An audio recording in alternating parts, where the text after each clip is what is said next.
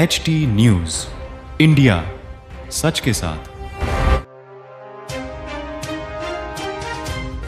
विदर्भात कुस्तीचा थरार, देवळीत महाराष्ट्र केसरी स्पर्धा सुरू। विदर्भात पहिल्यांदाच ग्रीको रोमन महाराष्ट्र केसरी कुस्ती स्पर्धेचा भव्य शुभारंभ देवळी येथे झाला। राज्यभरातील 42 संघातील सुमारे 400 मल्लांचा सहभाग आहे। अंतिम विजेत्याला 2 किलो चांदीची गदा देण्यात येणार असून विजेता संघ पुढे अखिल भारतीय स्पर्धेत खेळणार आहे। स्पर्धेचे उद्घाटन मंत्री सुधीर मुनगंटीवार यांच्या हस्ते झाले, तर रामदास तडस यांच्या पुढाकारातून आयोजन करण्यात आले। कुस्तीप्रेमींनी मोठी गर्दी केली असून अंतिम लढतीकडे सर्वांचे लक्ष लागले आहे। वर्ध्याहून युसुफ पठाण यांची रिपोर्ट। दुसरी ग्रीको रोमन महाराष्ट्र केसरी स्पर्धा देवी येथे 31 मार्च आणि 1 एप्रिल मध्ये होणार आहे। आज या महाराष्ट्र केसरीचं उद्घाटन झालं आहे। महाराष्ट्रातले 42 संघ या ठिकाणी भाग घेणार आहे। सर्व जिल्ह्यातून आणि महानगरपालिकेचे संघ या ठिकाणी आले आहे। उद्याला याचा बक्षीस समारंभ आहे आणि ग्रीको रोमनचा दुसरा महाराष्ट्र केसरी हा उद्या ठरणार आहे।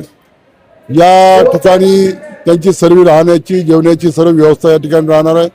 उद्या या महाराष्ट्राचे आदिवासी मंत्री अशोकजी उईके आणि जिल्ह्याचे पालकमंत्री पंकजी भर यांच्या हस्ते महाराष्ट्र केसरीचं दुसरी ग्रीको रोमन महाराष्ट्र केसरीचं या ठिकाणी बक्षीस समारंभ होणार आहे। सर्व महाराष्ट्रातल्या कुस्तीगीरांना त्यांच्या वेटमध्ये त्यांना सुवर्ण, रौप्य, कांस्य पदक देणार आहे आणि महाराष्ट्र केसरीला चांदीची गदा या ठिकाणी प्रदान आम्ही करणार आहे। या कुस्त्या चांगल्या उत्साहात या ठिकाणी होणार आहे आणि विशेष म्हणजे या ठिकाणचा मल्ल हा येणाऱ्या काळात राष्ट्रकुल असो, कॉमनवेल्थ असो, आशियाड असो या ठिकाणी जाईल असं आम्हाला खात्री वाटते।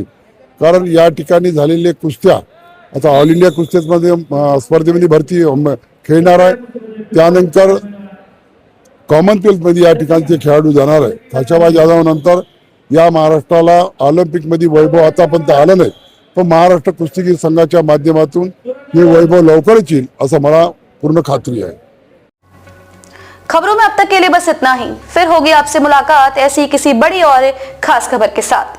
तब तक के लिए नमस्कार और देखते रहिए HT न्यूज इंडिया।